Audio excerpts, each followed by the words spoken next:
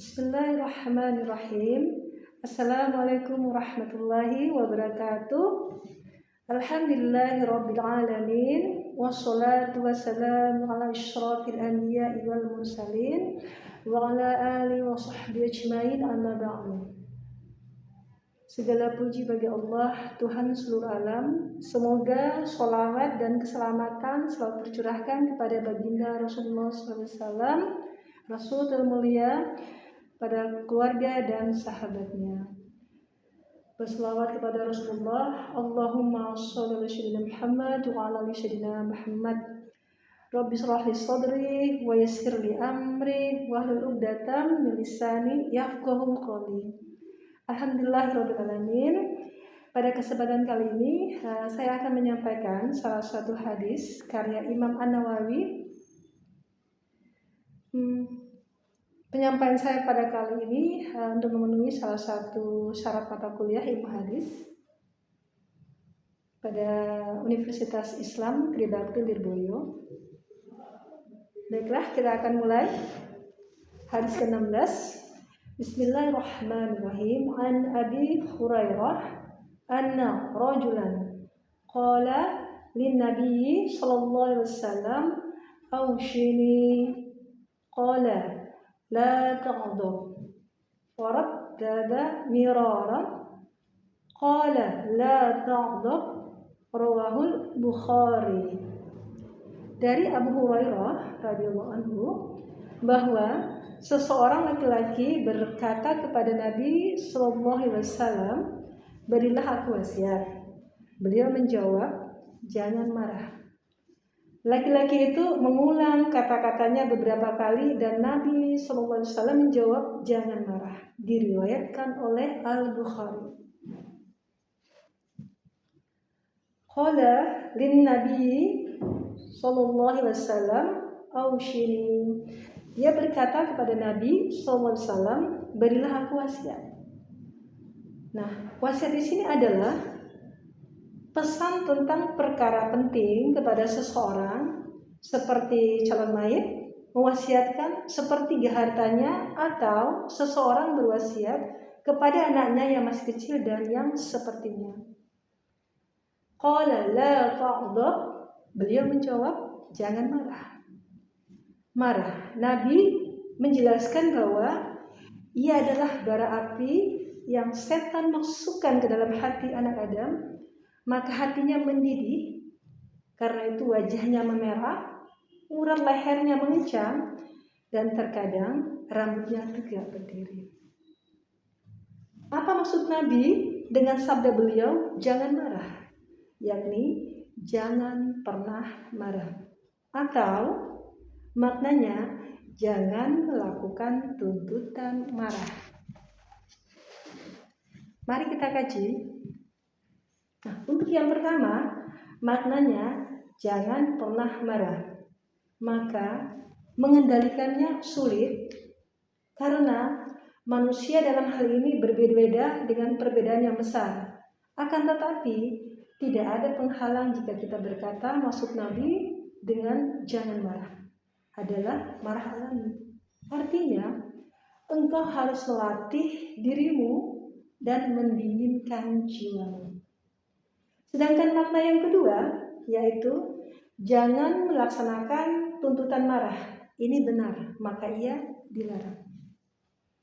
Jadi, kalimat jangan marah, apakah ia larangan marah alami atau larangan terhadap tuntutan marah? Nah, jika kita melihat zahir lafaz, maka kita berkata, jangan marah artinya marah yang alami. Akan tetapi ini sulit. Namun, ia memiliki makna yang kalimat ini mungkin dibawa ke sana dengan mengatakan kendalikan dirimu, control yourself, manakala ada sebab marah agar engkau tidak marah.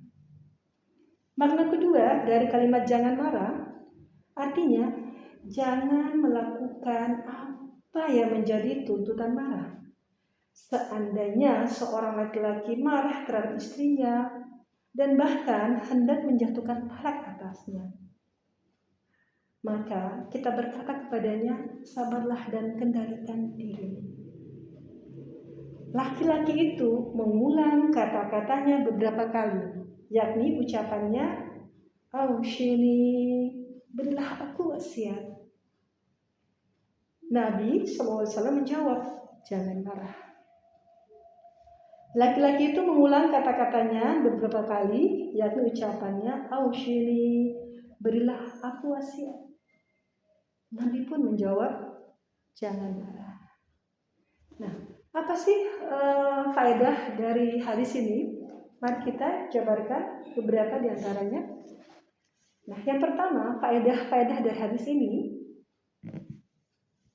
adalah satu, kesungguhan para sahabat agar mendapatkan apa yang bermanfaat. Karena laki-laki ini berkata kepada Nabi, "Berilah aku wasiat." Jika para sahabat mengetahui kebenaran, maka mereka bukan sekedar mengetahui, akan tetapi lebih dari itu. Mereka mengamalkannya. Berbeda dengan orang-orang di zaman ini. Mereka bertanya tentang hukum, mereka mengetahui, namun sayang tidak mengamalkannya. Adapun para sahabat, jika mereka bertanya tentang obat, mereka pasti akan minumnya. Sami'na wa ata'na. Yang kedua ya, faedah dari hadis ini, berbicara kepada setiap orang sesuai dengan tuntutan kondisinya. Ini adalah kaidah yang penting. Jika kita menetapkan hal ini, maka kita menemukan jawaban dari pertanyaan, mengapa Nabi tidak mewasiatkan takwa kepada Allah, tetapi laki-laki itu sebagaimana Allah berfirman, yang artinya dalam surat An-Nisa ayat ke-131, "Dan sungguh kami telah memerintahkan kepada orang-orang yang diberi kitab suci sebelum kalian dan juga kepada kalian, bertakwalah kepada Allah." Nah, jadi jawabannya, setiap orang diajak berbicara sesuai dengan tuntutan keadaannya. Sepertinya Nabi mengetahui bahwa laki-laki ini pemarah. Nah, maka beliau berwasiat demikian kepadanya. Contoh lain, seorang laki-laki datang kepadamu dan berkata, "Berilah aku wasiat." Dan engkau mengetahui bahwa orang ini berkawan dengan orang-orang jahat. Maka bagus bila engkau menjawab, "Jangan berkawan dengan orang-orang jahat," karena keadaannya menuntut hal tersebut. Lalu seorang laki-laki datang kepadamu dan berkata, "Berilah aku wasiat." Sedangkan engkau mengetahui bahwa laki-laki itu memperlakukan keluarganya dengan sangat buruk. Maka bagus bila engkau menjawab, "Perlakukanlah keluargamu dengan baik."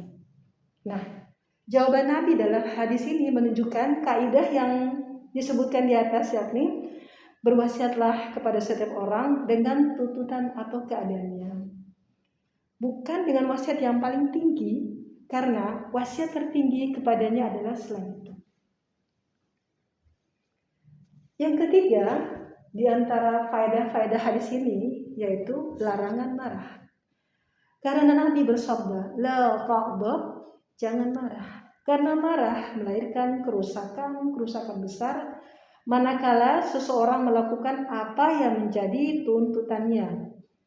Berapa banyak suami yang menjatuhkan talak karena marah, orang tua kepada anaknya, atau anak kepada orang tuanya, atau mungkin kerabatnya.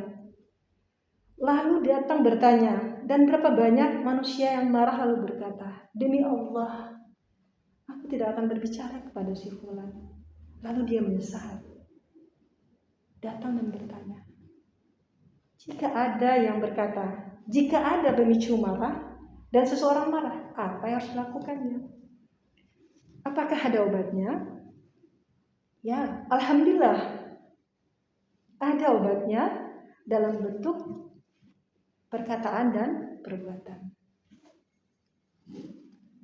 Nah, untuk obat yang berupa perkataan atau lisan kita, manakala seseorang merasa marah, hendaknya dia mengucapkan, "A'udzubillahi minasyaitonirrajim." Aku berlindung kepada Allah dari setan yang terkutuk. Karena Nabi melihat seseorang laki-laki marah besar lalu beliau bersabda, yang artinya, "Sesungguhnya aku mengetahui sebuah kalimat. Seandainya dia mengucapkannya, niscaya apa yang dirasakannya, yakni marahnya, akan mereda. Seandainya dia mengucapkan, aku berlindung kepada Allah dari setan yang terkutuk. Nah, yang kedua, untuk obat marah dalam perbuatan. Jika dia marah dalam keadaan berdiri, maka hendaknya dia duduk. Jika dia marah dalam keadaan duduk, maka hendaknya berbaring. Nah, karena perubahan keadaan lahir menyeret kepada perubahan keadaan batin. Bagaimana jika belum manjur? Maka hendaknya ia berwudu. Karena kesibukannya dengan wudu membuatnya lupa terhadap amarahnya. Dan karena wudu memadamkan panasnya marah. Lantas apakah hanya ini? Tentu saja tidak. Nah, dapat dikatakan bahwa jika engkau marah, maka tinggalkanlah tempat. Banyak orang melakukan ini. Jika mereka marah, mereka keluar rumah agar tidak terjadi apa yang tidak diinginkan. Nah, yang keempat ya, poin keempat. Agama Islam melarang akhlak-akhlak yang buruk. Karena Nabi bersabda, jangan marah.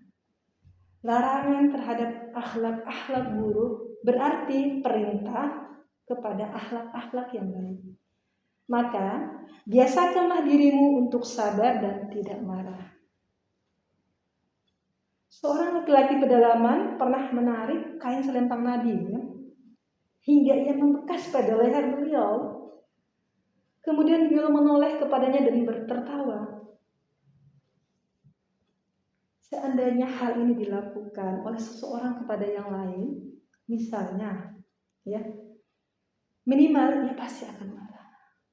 Maka bersikaplah yang santun sebisa mungkin agar hatimu tenang dan agar kamu selamat dari penyakit-penyakit yang berawal dari marah.